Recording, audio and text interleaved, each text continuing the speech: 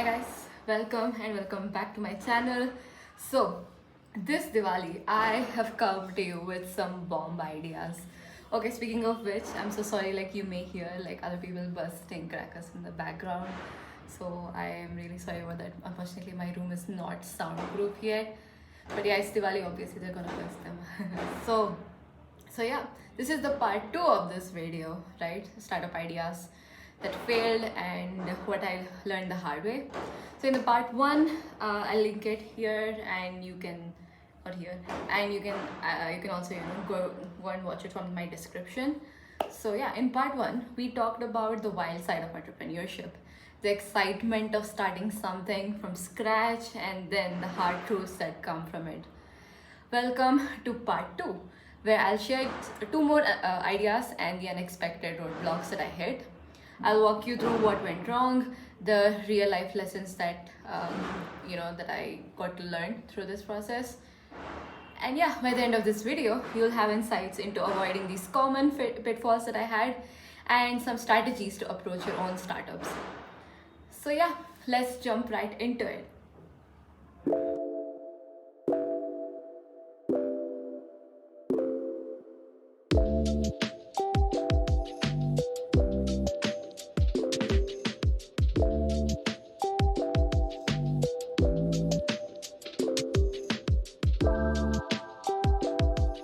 Okay, now we're gonna get into something juicy, and that is a stock portfolio trading bot. Okay, this is the third year of my college, when the mini project phase rolled in, and I was totally set on becoming the next big thing in fintech. Okay, Soumya, the founder of a fintech company at just 19 years old.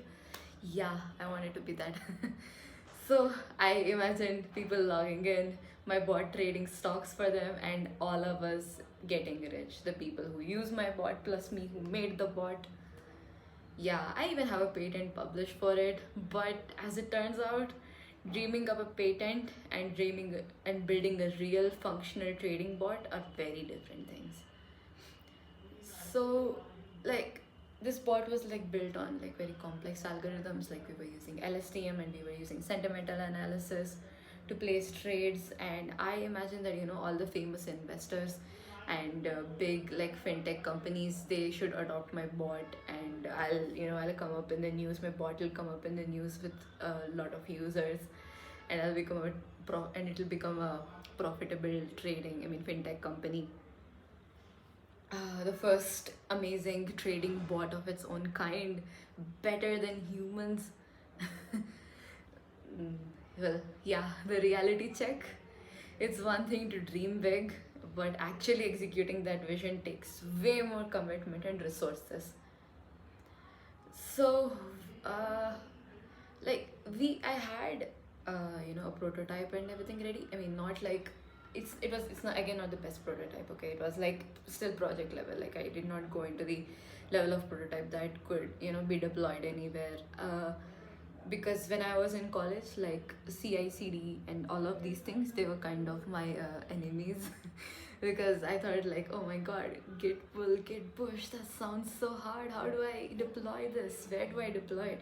And that too for free? Now that's another big question. It's a huge question, because there are a lot of platforms available for deploying, like Heroku. It was recently purchased by Salesforce. I used to had all my projects deployed there because it was really easy to use and to connect to GitHub and everything. But after it was acquired by Salesforce, like you need to give your credit card information, and as a student you don't really have a credit card, and you don't know you can't really ask other people to do it. So there's if you actually want to build big projects that can be reused as a student, you will need some investment, and it's very hard to find resources that are free. Yeah.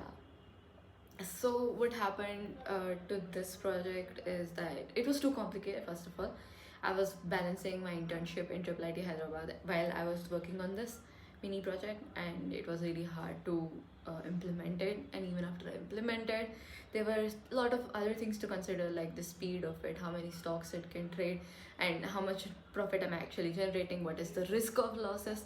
maybe it's just not just a simple algorithm that your bot is using to trade. There is a lot more, loads more. So maybe you just having, okay, I'm having one algorithm right now. Maybe I can have my bot trade using multiple strategies, and the user can select these strategies. Yeah, so there's a lot to think about in this direction. I mean, this is something that I hope to work on even in the future. So let's see how it goes. So again, this was just left behind as a mini project in college, but I hope that I can keep it going and make it something big, like I thought.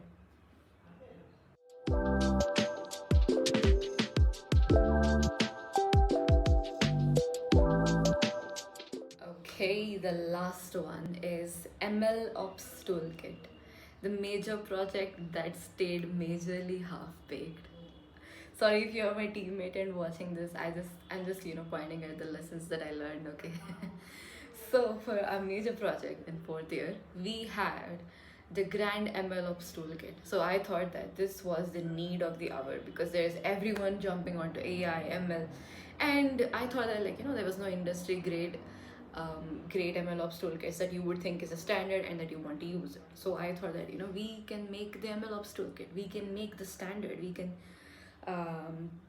you know we can make one that has all the features that can beat AWS SageMaker. It's compatible to all the existing clouds. It works with big data. It works seamlessly and builds a entire pipeline where you can easily just deploy models with one click, just like that. So this was the dream, and I was like, we can make this. We can make all the companies, startups, institutions adopt this into their into their machine learning projects, and we would generate loads of revenue, again become $1 million company. Yeah. And again the reality kicks in. So the funny part is that, so I was balancing another internship along with doing this MLOps project. So we had regular reviews that we had to participate in, right? We'll have reviews, right? That you have to show your progress to teachers. The coding that we did, legit, was when the 10-15 minutes that we had before we could go to the teacher, we used to sit and code then in college with our laptops. Yeah, that's how last minute it was. So we basically crammed for this project like it was an exam. Okay, and then we thought that we can turn this into a company, but spoiler, yeah, that didn't happen. So what I learned from this, grand plans, they're great, but then without regular work and commitment, they become half-baked like this one. So I really want to continue this as well because I know the amount of potential in it, and we also have a patent published for this also.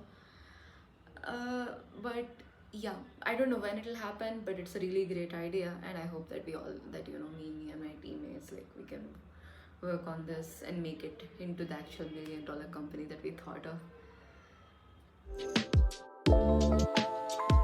And that's the end of my journey through all the different startup ideas. And yeah, I walked you all through my not so successful ventures and the lessons that came from it. So failure is just a small part.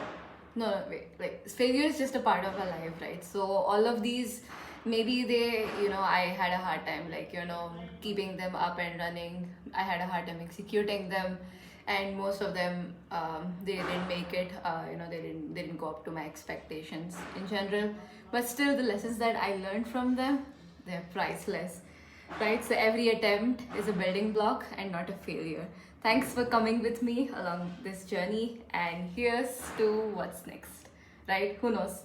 Maybe the next best idea that I'm gonna get or you're gonna get is just right around the corner.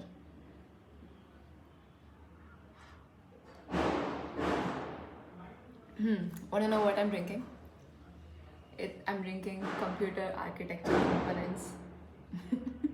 This is one Newman and this is an ACM cup. So yeah, okay, see you in the next video. please like and then hit that subscribe button right now. Hit it hard. Bye.